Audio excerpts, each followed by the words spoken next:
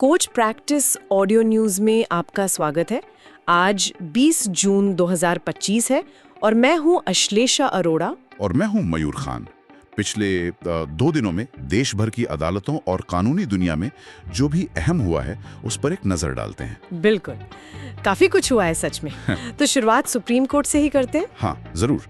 Supreme court ने देखिए Uttar Pradesh gangster act जैसे जो कड़े कानून है ना, उनके इस्तेमाल पर एक बहुत महत्वपूर्ण टिप्पणी की है। अच्छा, क्या कहा है कोर्ट ने? कोर्ट ने साफ तौर पे चिताया है कि भाई इनका इस्तेमाल उत्पीड़न के हथियार के तौर पर नहीं होना चाहिए। ये तो जरूरी बात है। और इसमें एक और बात जोड़ी, कहा कि सिर्फ किसी मान लीजिए सांप्रदायिक झड़प में कोई शामिल हो गया तो बस उतना ही काफी नहीं है गैंगस्टर एक्ट लगाने के लिए। मतलब ये कि जब तक ये सबूत न हो कि वो व्यक्ति आदतन अपराधी है, हैबिचुअल ऑफेंडर है, तब तक ये एक्ट नहीं लगना चाहिए।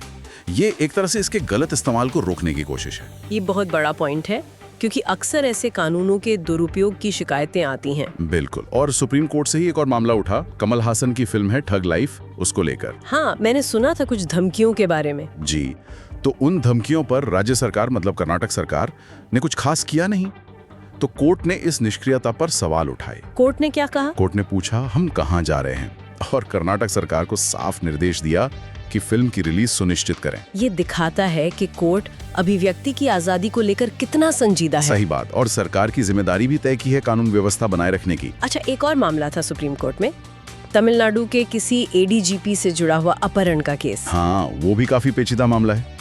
सुप्रीम कोर्ट ने उसमें दखल दिया और हाई कोर्ट ने जो गिरफ्तारी का आदेश दिया था ना, उसे खारिज कर दिया। ओह अच्छा, तो अब क्या होगा? जांच अब सीबीआईडी को सौंप दी गई है, मतलब स्टेट की क्राइम इन्वेस्टिगेशन एजेंसी को। और कोर्ट ने एक दिलचस्प सवाल भी पूछा। क्या? कि भाई अगर अधिकारी को गिरफ्तार किया ही नहीं गया था तो उसे निलंबित किस आधार पर कर दिया? मतलब पूरी प्रक्रिया पर ही सवाल उठ गया है। ये तो वाकई सोचने वाली बात है। अच्छा, अब जरा हाई कोर्ट्स की तरफ चले। हाँ, हाई कोर्ट्स में भी काफी हलचल रही। इलाहाबाद हाई कोर्ट ने वो जो बिकरू कांड हुआ था, हाँ, जिसमें 8 पुलिस वाले मारे गए थे, बहुत दुखद था वो। जी, उसी कांड के आरोपी थे पूर्व एसएचओ विनय तिवारी। उन्हें जमानत दे दी है कोर्ट ने। ओह, इस फैसले पर तो यकीनन काफी बहस होगी। बिल्कुल। उधर मध्य प्रदेश हाई कोर्ट से एक और अहम फैसला आया है। ये बच्चों की इंटरनेशनल कस्टडी से जुड़ा है। इसमें क्या खास है? कोर्ट ने साफ कर दिया कि सिर्फ इसलिए कि किसी विदेशी अदालत ने कोई आदेश दे दिया है, उसके आधार पर बच्चे की कस्टडी नहीं दी जा सकती। तो फिर? अमेरिका में रह रहे थे पिता, उन्होंने बंदी प्रत्यक्षीकरण याचिका दायर की थी। कोर्ट ने वो खारिज कर दी, कहा कि बच्चे का हित सबसे ऊपर है। ये तो बिल्कुल सही नजरिया है, बच्चे का हित पहले। जी।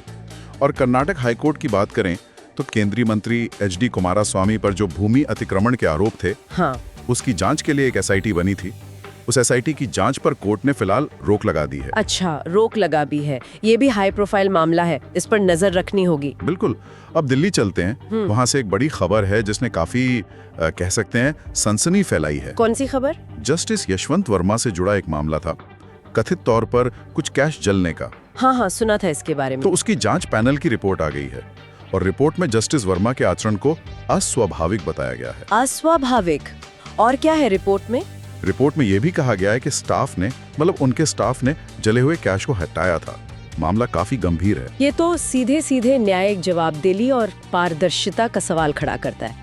देखना होगा आगे क्या होता है। बिल्कुल।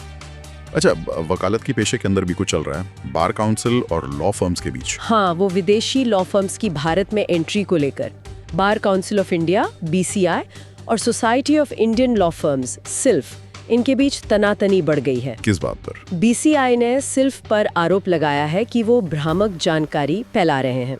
मामला थोड़ा गर्म है। ये भारत का लीगल मार्केट के भविष्य से जुड़ा बड़ा मुद्दा है। सही कहा।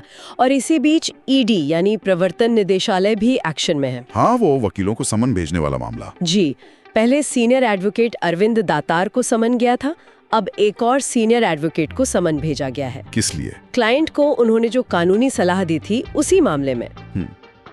लेकिन कानूनी सलाह तो वकील क्लाइंट के बीच गोपनीय होती है ना। हाँ, ये तो मुद्दा है। मद्रास बार एसोसिएशन ने इसकी बड़ी निंदा भी की है। ये वकील क्लाइंट विशेषाधिकार और जांच एजेंसियों के अधिकार क्षेत्र के बीच का जो संतुलन है ना, उस पर एक बड़ी बहस खड़ी हो गई है। ये तो वाकई एक पेचीदा सवाल है कि कानूनी सलाह तब और कैसे जांच के दायरे में आ सकती है। बिल्कुल।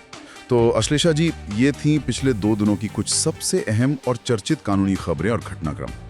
कई मामले अभी चल रहे हैं, उन पर हमारी नजर बनी रहेगी। हाँ बिल्कुल। और इन सब खबरों को अगर एक साथ देखें तो एक बड़ा सवाल मन में होता है। क्या? कि ये जो कड़े कानून हैं, उनका संभावित दुरुपयोग, फिर जांच एजेंसियों की बढ़ती ताकतें और दूसरी तरफ न्यायपालिका की अपनी जवाबदेही, इन सबके बीच एक सही संतुलन कैसे बने, कैसे सुनिश्चित हो? ये वाकई एक अहम सवाल है आज के दौर में, सोचने वाली बात है। इसी विचार के साथ आज के कोर्ट प्रैक्टिस ऑडियो न्यूज में बस इतना ही। मुझे अश्लेषा अरोड़ा और मुझे मयूर खान को दीजिए इजाजत। नमस्कार।